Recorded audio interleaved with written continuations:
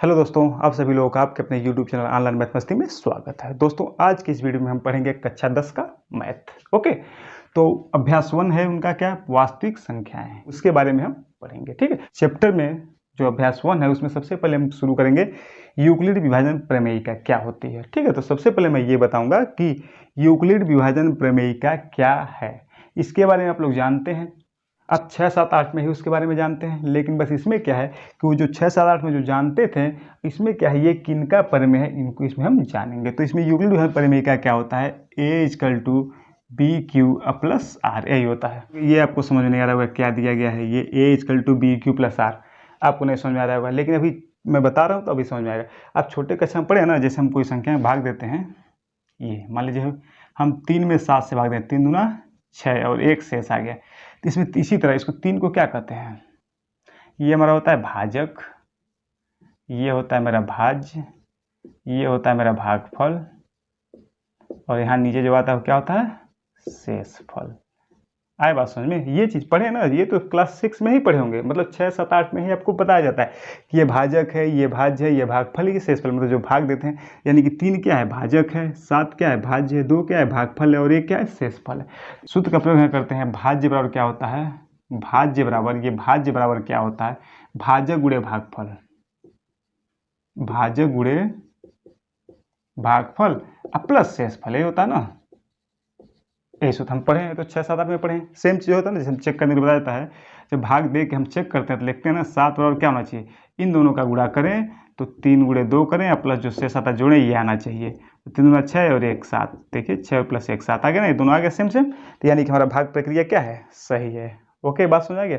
वही चीज़ बस इस क्या कि ये तो हम जानते थे, ये सूत्र हमको पता था, लेकिन ये नहीं पता था कि ये प्रमेय किसका है। छोटे क्लास में ये नहीं बताया जाता है, बस ये बताया जाता है कि ये आप सूत्र का प्रयोग करिए और सॉल्व कर दीजिए। बस जब बड़ी क्लास में आते हैं, ऊपर क्लास में आ जाएंगे, तो ये हमको बताया गया कि ये किनका प्रमेय, किनका प्रमेय, यूक्लिड जी का प्रमेय। ये जो दिए थे तो किनका प्रमेय, ये यूक्लिड जी का प्रमेय, तो इसीलिए उसको यूक्लिड विभाजन प्रमेयिका कहते हैं। है बात समझ में। तो इनका जो ये फार्मूला दिए थे, तो इसमें हमेशा आर की वैल्यू क्या होती है, आर जो होता है 0 के बराबर हो सकता है और या 0 से बड़ा होता है। अब समझ, मतलब कहने का मतलब क्या है, आर की वैल्यू जो होती है 0 हो सकती है या 0 से बड़ा होगा, लेकिन कितना बड़ा होगा, ये हमेशा जो होता है, ये कितना, ये जो है b से छोटा ही होगा। अब समझ, मतलब जो b दिया रहता है, b से r की वैल्यू क्या होती है, छोटी, मतलब b बड़ा होता है।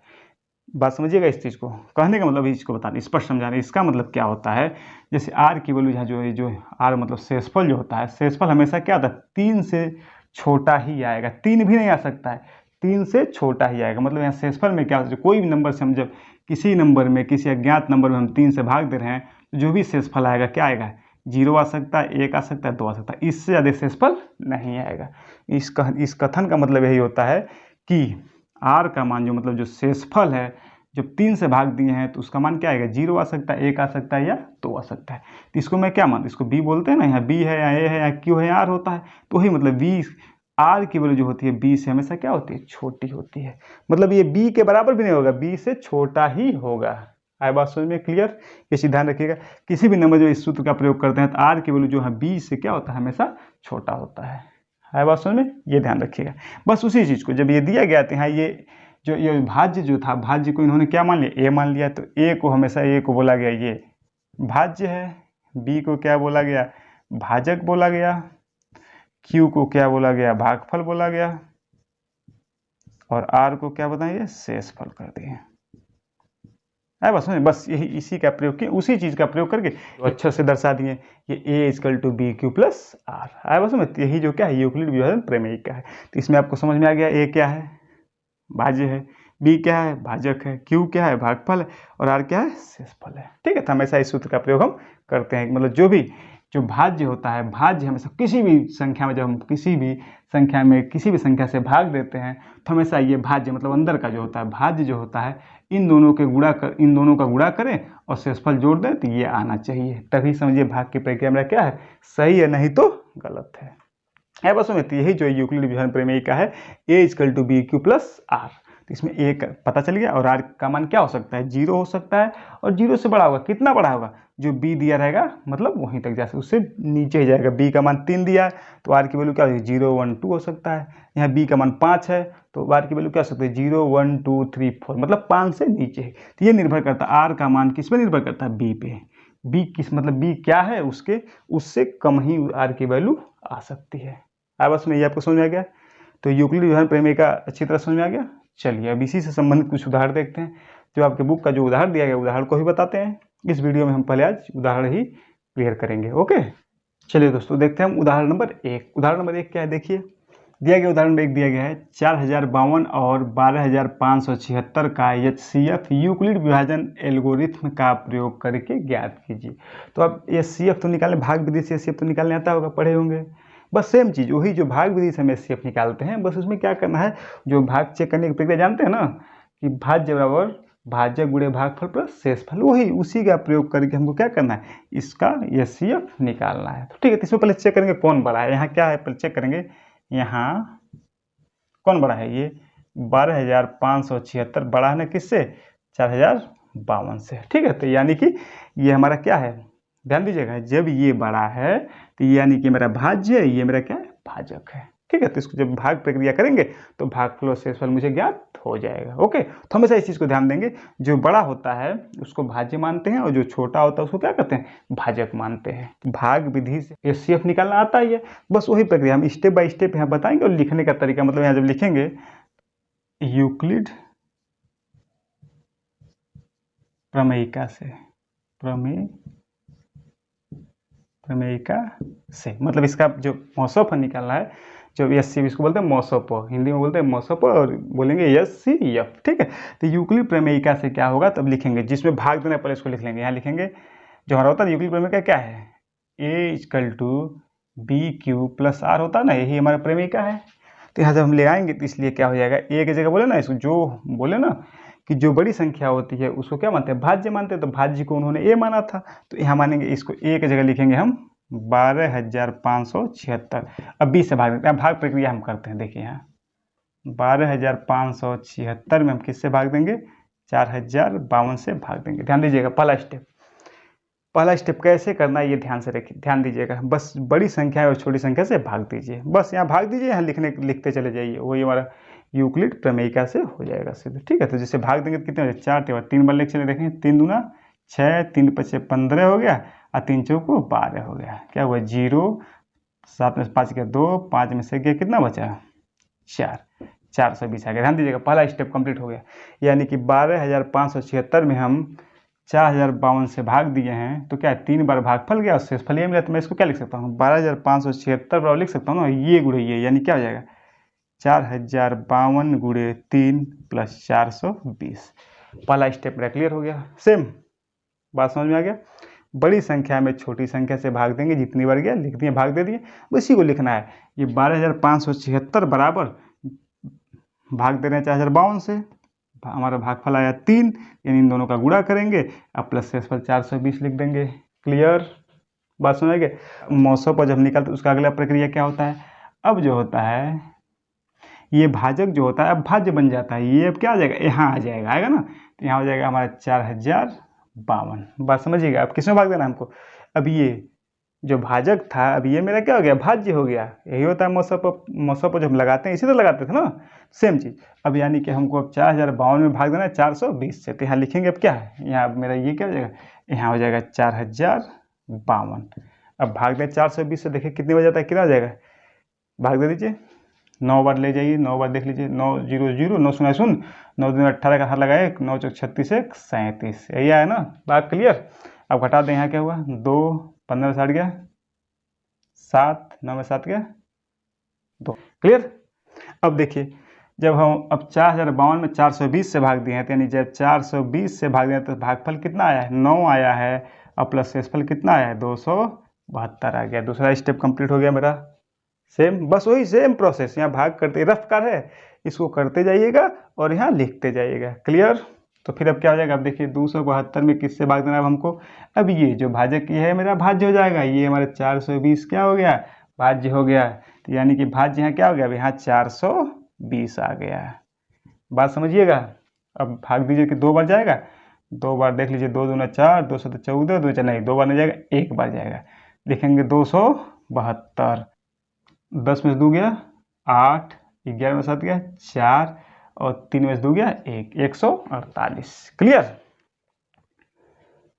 अब क्या होगा, तो 420 बराबर इसके बराबर क्या होगा, अब 272 गुणे 1 प्लस 148 लिखेंगे यहाँ, 272 गुणे 1 प्लस 148 है। बस सुनिए, ये लिखेंगे 420 बराबर 272 गुणे 1 प्लस 148। ठीक है, ये प्रक्रिया आप सोच रहे होंगे कब तक चलेगा, यही दिमाग में चल रहा ना कि ये प्रक्रिया हमको कब तक करना है। तो ये प्रक्रिया जब तक यहाँ आर की वैल्यू 0 नहीं आ जाती तब तक ये प्रक्रिया हमको क्या करना है, आगे बढ़ाना है। ठीक है, तो जिस लाइन में आर का मान 0 आ जाता है, वहीं जो बी का जो मान मिलता है वही क्या होता है, उन संख्याओं का मौसोपा होता है। बात समझ गए, किसी भी नंबर्स का जब ये स्टेप करेंगे जहां आर का मान 0 आ जाएगा, उसी लाइन में बी की वैल्यू क्या होती है, उसका एचसीएफ यानी कि मौसोपा होता है। बस में तो अभी तो हमारा आर का मान 148 है, 0 आया नहीं, तो आगे स्टेप और हम बढ़ाएंगे। अब क्या करेंगे, 148 में किससे भाग देंगे, 272 से। क्या करेंगे, 272 ये होगा ना, देखिए अब 272 यहाँ चला जाएगा। अब कितने, 2 बार ले जाएंगे, जाएगा नहीं, अधिक हो जाएगा, 1 बार ले जाएंगे तो क्या होगा, 148, 12 में 60 गया 4, 6 में 4 गया 2, 2 में से गया 124। अब समझ में, जब भाग दे कितना है, 124। क्लियर।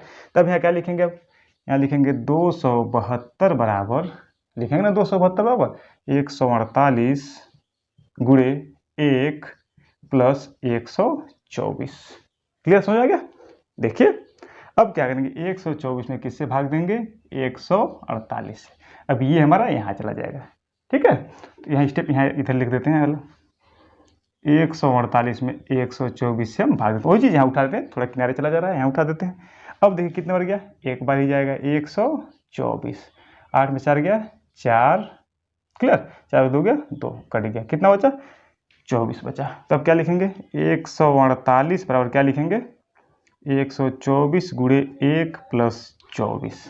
क्लियर, बात समझ आ रहा है ना। देखिए सब, बस वही जो भाग की प्रक्रिया करते हैं हम, वही स्टेप बाय स्टेप करते जाना है, और यहाँ स्टेप बाय स्टेप अलग अलग लिखेंगे। ठीक है, वो हम भाग विधि से मौसोपा कहते हैं, और अलग स्टेप बाय स्टेप जब लिख देंगे तो क्या हो जाएगी, यूक्लिड प्रमेयिका से हो जाएगा। बात समझ आ रहा है। तो चलिए देखिए, अब ये लिख दिया। अब 24 में किससे भाग पड़ेगा, अब ये हमारा आ जाएगा यहाँ 124 यहाँ आ जाएगा। अब देखिए कितनी बार जाएगा, 5 बार ले चले, 5 बार, 5 को 20 को 0 हासिल 2, 5 2 10 2 12, क्या बचा, 4 बचा, ये कट गया। अब 124 बराबर क्या लिखेंगे, 24 गुणे 5 प्लस 4। देखिए 124 बराबर हो जाएगा, 124 बराबर, ये दोनों का गुणा होता है, 24 गुणे 5 प्लस 4। क्लियर। अभी भी शेषफल 0 नहीं आया, अभी हमको स्टेप आगे बढ़ाना है, तो यानी कि 4 में किससे भाग देंगे हम, 24 से, 4 6 का 24, ये कट गया। देखिए 0 आ गया शेषफल हमारा।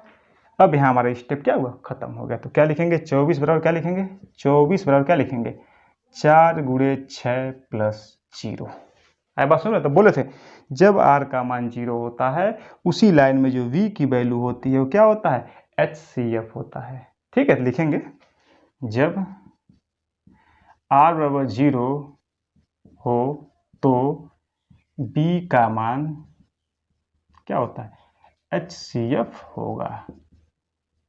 आए बात सुन, जब r बराबर 0 होगा तो b का मान क्या होगा, HCF होगा। अतः क्या दिया गया है, 4052 और 12576, ठीक है, का HCF क्या होगा, b। इस लाइन में 0 है, इसी लाइन में 0 आया r का मान, तो b क्या है मेरा 4, यानी क्या हो जाएगा 4, यही मेरा हो जाएगा आंसर। है बस समझ में। ठीक है, बस यही करना है।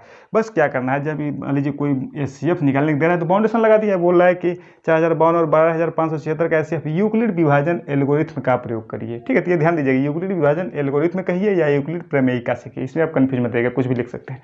जब बाउंडेशन दे देगा तो हमको उसके बाउंडेशन के अनुसार ही काम करना है, नहीं तो हम इस तरह भाग विधि से लगा सकते हैं, कोई दिक्कत नहीं। बाउंडेशन दे दिया तब भाग विधि से ही लगाएंगे और स्टेप बाय स्टेप इसको अलग अलग लिखते चले जाएंगे, यही हमारा हो जाएगा क्या, यूक्लिड प्रमेयिका से हो जाएगा। और नहीं तो ये क्या है, भाग विधि से। तो भाग विधि से आता है, नहीं आता तो समझा दिए हैं, इसलिए इसको क्या मानेंगे, इसको रफ कार्य मान लेंगे। ओके, इसको क्या करेंगे, रफ कार्य मान लेंगे, इसको इरेज कर देंगे। तो ये आपको समझ में आ गया होगा। तो यूक्लिड विभाजन का प्रयोग करके आप एचसीएफ निकाल सकते हैं। ओके दोस्तों, ये चीज़ ध्यान रखिएगा। आप लोग जब वीडियो देखिएगा तो कमेंट जरूर करिएगा, कहाँ आपको कौन सी जगह पे आपको परेशानी हो रही है, क्या आपको समझ में नहीं आ रहा है, उसको कमेंट आप जरूर करिएगा। तो आगे आने वाले वीडियो में उस कमी को भी हम दूर करते रहेंगे। ओके, चलिए दोस्तों देखते हैं हम अगला उदाहरण। उदाहरण नंबर 2 क्या है, देखिए। दर्शाइए कि प्रत्येक धनात्मक समपूर्णांक 2q के रूप का होता है तथा प्रत्येक धनात्मक विषम पूर्णांक 2q + 1 के रूप का होता है, जहाँ q कोई पूर्णांक है। ठीक है, तो मतलब कहने का मतलब धनात्मक समपूर्णांक 2q के रूप का होता है और विषम पूर्णांक 2q + 1 के रूप का होता है। बस मतलब है 2q क्या है, ये हमारा भाजक और भागफल है। ठीक है, यही दर्शा रहा है, मतलब ये भाजक भागफल के रूप में शेषफल नहीं आता है। और विषम पूर्णांक है तो भाजक और भागफल के साथ साथ शेषफल भी होगा, शेषफल 1 होगा। मतलब ये बता रहा है, ये कह रहा है कि बताना है हमको। ठीक है, इसी को सिद्ध करना है। तो सबसे पहले हम मान लेंगे कि कोई धनात्मक सम विषम नहीं मानेंगे, एक मान लेंगे कोई धनात्मक पूर्णांक ए है। माना धनात्मक पूर्णांक = a तथा b बार मुझे क्या मिलेगा, मैं बोला हूँ ना, b हमेशा जो q मतलब भागफल के साथ जो भी रहेगा वही हमारा क्या होता है, b होता है। b भाजक होता है ना, तो भाजक देखिए, भाजक और भागफल दिया है, यहाँ देखिए भाजक भागफल और शेषफल दिया है। मतलब हमेशा जो भागफल के साथ जो वैल्यू 2 होती है वही हमारी क्या होती है, b की वैल्यू होती है। क्लियर, तो यहाँ b बार क्या हो जाएगा, यहाँ 2 दे दिया है। ठीक है, जो भी दिया रहेगा यहाँ b की वैल्यू, जो भागफल के साथ जो भी वैल्यू होगी वो मेरा क्या होगा, b का मान होता है। ठीक है, क्लियर, समझ गए। अब यहाँ लिखेंगे यूक्लिड एल्गोरिथम से, यूक्लिड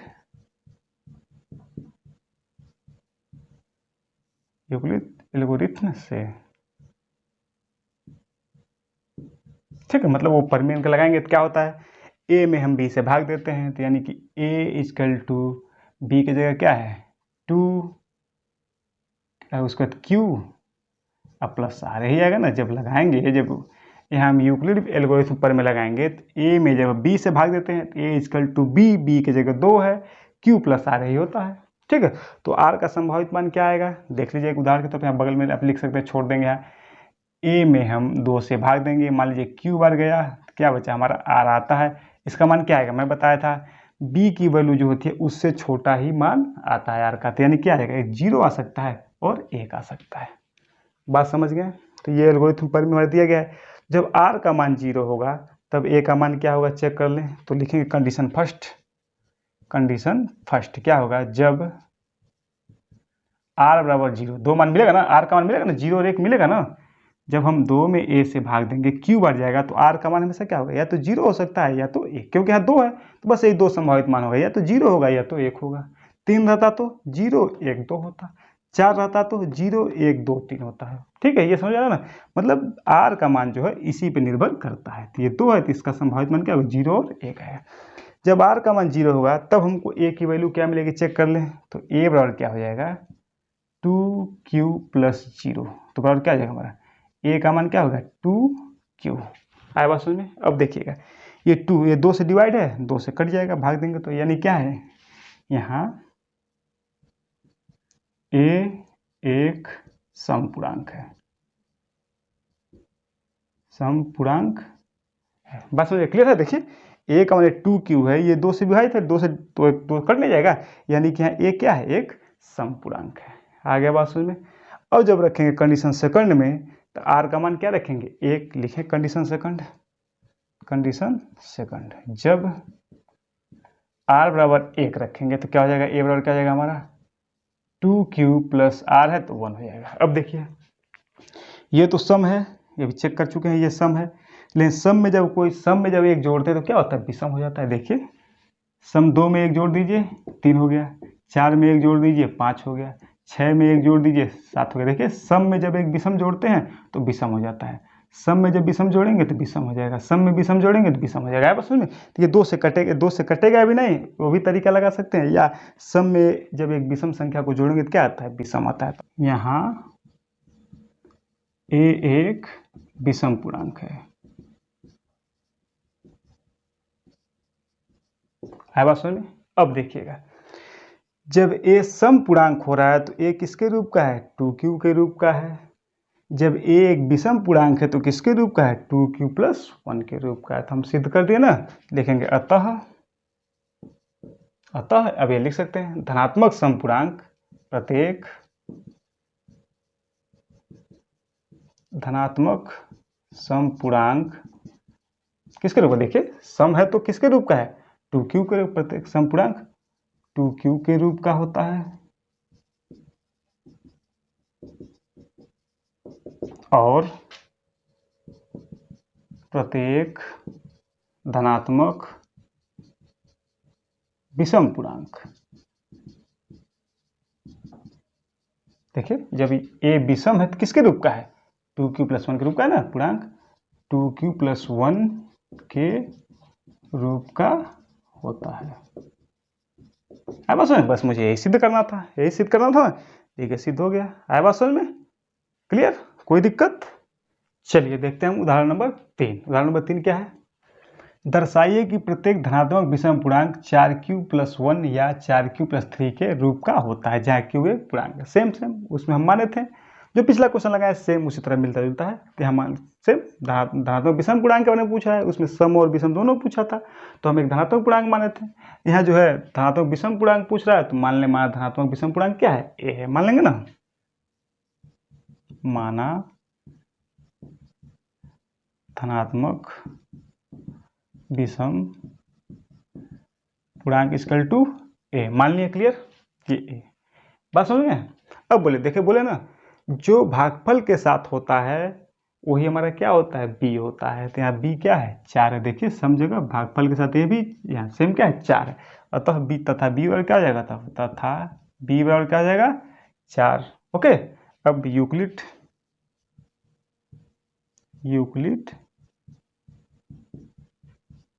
एल्गोरिथम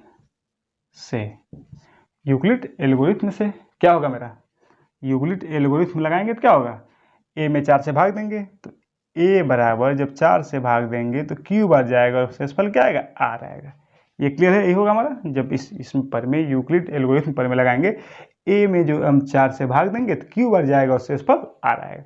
तो आर का संभावित मान क्या क्या हो जाएगा, चेक कर लीजिए। यहाँ जब ए में हम 4 से भाग देंगे तो यहाँ क्यू बार गया, आर आया, तो आर की वैल्यू क्या हो सकती है, 0 हो सकता है, 1 हो सकता है, 2 हो सकता है और 3 हो सकता है। क्लियर, बात समझ में, बोलिए 4 से छोटा होगा, 0 से लेके 3 तक आर का मान हो सकता है। तब इसमें चेक करेंगे, अब कंडीशन कितना, 4 कंडीशन बनेगा हमारा। जब कंडीशन 1 यानी कि आर का मान 0 रखेंगे तो क्या आएगा, लिखेंगे कंडीशन फर्स्ट में, जब आर बराबर 0, जब आर बराबर 0 तो ए बराबर क्या हो जाएगा, 4q+0, यानी कि ए बराबर क्या हो जाएगा, 4q। बताए सम है कि विषम है, 2 से कट जाएगा, तो यानी कि क्या मेरा है, ये सम पूर्णांक है।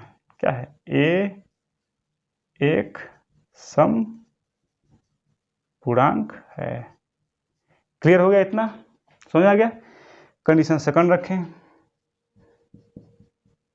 जब आर बराबर 1 रखें, 0 रख चुके हैं, अब 1 रखें, तो ए बराबर क्या हो जाएगा, 4q+1। अब यहाँ ए क्या है, एक विषम पूर्णांक है, हो जाएगा ना, ए एक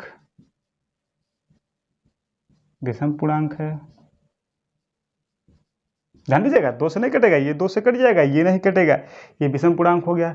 अब कंडीशन थर्ड में आर का मान क्या रखेंगे, तो यहाँ रख लें, कंडीशन थर्ड क्या हो जाएगा हमारा, जब आर बराबर 2 तो क्या हो जाएगा, ए बराबर क्या हो जाएगा, ए हो जाएगा 4q+2। आर की जगह रखना है, आर की जगह रखना है, देखिए 4q+ आर की जगह यहाँ 0 हो गया, यहाँ 1 हो गया, यहाँ 2 हो गया। क्लियर, तो क्या हो जाएगा, तो यहाँ भी क्या है, ए एक समपूर्णांक है।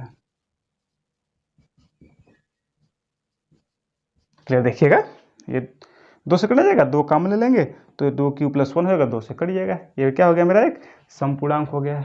बात समझ में आ गया। कंडीशन 4 यहाँ रख देते हैं, जब आर बराबर 3 तो ए बराबर क्या आ जाएगा, 4q+3। अब देखिए ये क्या है, ये हमारा क्या है, विषम है, ए एक विषम पूर्णांक है। आया बात समझ में, क्लियर, कोई दिक्कत, कुछ नहीं करना है, बस आपको पर में लगाना है, ए इक्वल टू 4q+r लिख दिए। अब जब हम ए में ए में जब 4 से भाग देंगे तो क्यू बार जाएगा, शेषफल आर आएगा। आर का संभावित मान क्या होगा, 0 हो जाएगा, 1 होगा, 2 होगा, 3 होगा। बस लिखना है स्टेप बाय स्टेप, कुछ है नहीं। जब हम आर का मान 0 रखेंगे तो यहाँ क्या हो जाएगा, ए का मान क्या हो जाएगा, ए का मान क्या हो जाएगा 4 गुणे क्यू, यानी कि 4 क्यू प्लस 0। देखिए 4 क्यू प्लस 0 को हम 4 क्यू लिख सकते हैं, ये हमारा सम पूर्णांक हो गया। जब हम आर के जगह पे 1 रखते हैं, संभावित मान मतलब कुछ भी आ सकता है ना, ये चारों मान आ सकते हैं। तो उसी तरह जब हम उसको चेक करके बताएंगे, रख के बताएंगे। आर का मान जब 1 रखेंगे तो क्या होगा, 4q प्लस 1। जब आर का मान 1 रखेंगे तो ये क्या हो जाएगा, 4q प्लस 1, ये क्या हो गया, विषम पूर्णांक हो गया। जब आर 2 रखेंगे तो क्या हो जाएगा, 4q प्लस 2 हो जाएगा। अब ये सम पूर्णांक 2 से कट जाएगा ना। अब देखिए फिर कंडीशन 4 यहाँ लगा देंगे। जब आर का मान 3 रखेंगे तो क्या हो जाएगा, ए का मान क्या हो जाएगा, 4q प्लस 3, ये भी क्या है, विषम, यानी कि ये क्या है, यहाँ ये क्या होगा, विषम पूर्णांक होगा, तो ये आएगा। कहने का मतलब क्या है, जब ये सम पूर्णांक होगा तो 4q आएगा, जब यहाँ विषम पूर्णांक होगा तो 4q प्लस 1 आएगा। जब सम पूर्णांक होगा तो 4q प्लस 2 भी आ सकता है। जब विषम पूर्णांक होगा तो 4q प्लस 3 भी आ सकता है। क्वेश्चन में क्या पूछा है, धनात्मक विषम पूर्णांक 4q प्लस 1 या 4q प्लस 3 के रूप का होता है। देखिए यहाँ देखिए क्या है, जब ये विषम पूर्णांक है तो 4q प्लस 1 के रूप का है, और यहाँ भी विषम है यानी 4q प्लस 3 के रूप का है। क्लियर, तो लिख सकते हैं, अतः प्रत्येक धनात्मक विषम पूर्णांक, प्रत्येक धनात्मक विषम पूर्णांक क्या होगा, देखिए विषम पूर्णांक कहाँ है, ये सम है, नहीं लिखेंगे, ये विषम है तो यानी किसके रूप का होगा, 4q प्लस 1, या यहाँ भी देखिए विषम पूर्णांक है 4q प्लस 3, 4q प्लस 3 के रूप का होता है बात समझ में, क्लियर, कोई दिक्कत। बस देखिए हमको विषम पूर्णांक बताना है, बोलना जब प्रत्येक धनात्मक तो विषम पूर्णांक, जब ए है देखिए, जब सम पूर्णांक हो रहा है 4q के रूप का हो रहा है, जब विषम पूर्णांक हो रहा है, जब ए विषम पूर्णांक हो रहा है 4q प्लस 1 के रूप का हो रहा है। देखिए सम हो गया फिर 4q प्लस 2 हो गया, जब विषम हो गया तो 4q प्लस 3 हो गया। यानी कि सिद्ध हम कर चुके, सिद्ध इस कंडीशन से ये चीज़ हम दिखा दिए कि प्रत्येक धनात्मक विषम पूर्णांक 4q प्लस 1 या 4q प्लस 3 के रूप का होता है। आया बात समझ में। चलिए दोस्तों अब देखते हैं अगला उदाहरण, उदाहरण नंबर 4। एक मिठाई विक्रेता के पास 420 काजू की बर्फियाँ और 130 बादाम की बर्फियाँ हैं, ठीक है। वो इनकी ऐसी ढेरियाँ बनानी चाहती है कि प्रत्येक ढेरी में बर्फियों की संख्या क्या हो, समान रहे, तथा ये ढेरियाँ बर्फी की परात में न्यूनतम स्थान घेरे, तथा इस काम के लिए प्रत्येक ढेरी में कितनी बर्फियाँ रखी जा सकती है, ठीक है। चलिए देखिए क्या जाएगा,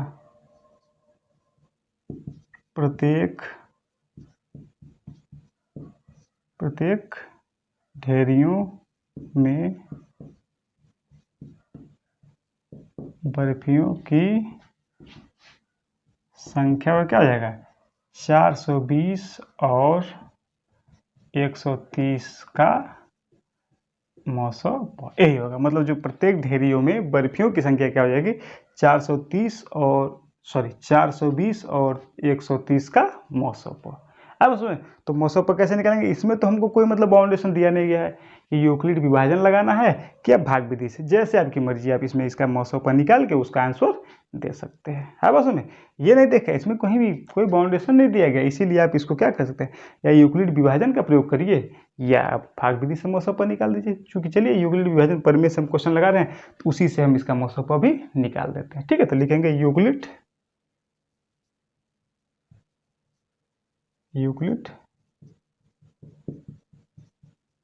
एल्गोरिथ्म से, ठीक। तो क्या बोले थे ना, इसमें हमेशा बड़े को मानते हैं ए और छोटे को मानते हैं बी।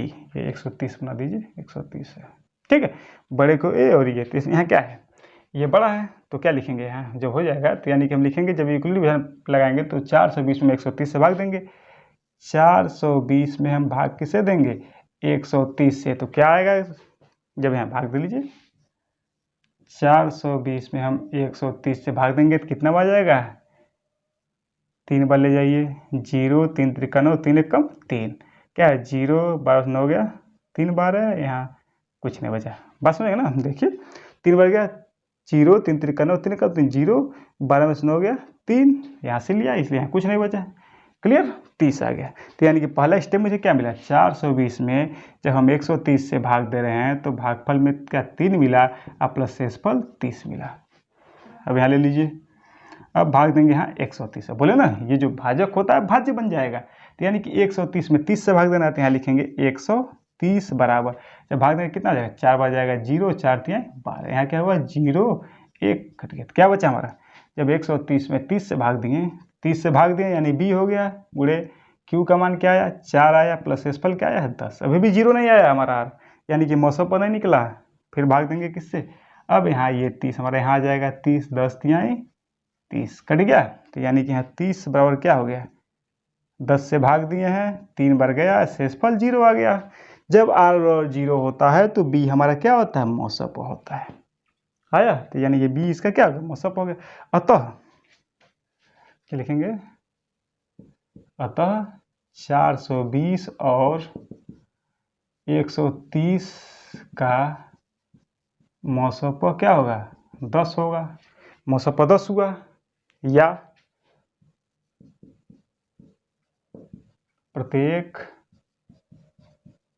ढेरियों में बर्फियों की संख्या इसको क्या हो जाएगा 10, यही मेरा क्या हो गया आंसर हो गया। ठीक है, पता है ना, मतलब जो इसका मौसम होगा वही प्रत्येक ढेरी में बर्फियों की संख्या होगी। इसका मौसम हमारा मिला 10, तो यानी कि प्रत्येक ढेरी में बर्फियों की संख्या क्या आ जाएगी 10। वीडियो कैसा लगा, अच्छा लगा हो तो एक लाइक जरूर करिए, लाइक करने में कंजूसी मत करिएगा, ठीक है, लाइक करिए, इसको वीडियो को अधिक से अधिक शेयर करिए, और जो लोग चैनल पर नए हो इसको सब्सक्राइब करिए और बेल आइकन दबाना मत भूलिएगा, क्योंकि इस तरह का मजेदार वीडियो हम बनाते रहेंगे और आपको नोटिफिकेशन सबसे पहले मिलेगा और आप वीडियो को देखेंगे, और इससे आपकी तैयारी भी अच्छी होती रहेगी। ठीक है, ओके दोस्तों, बाय बाय।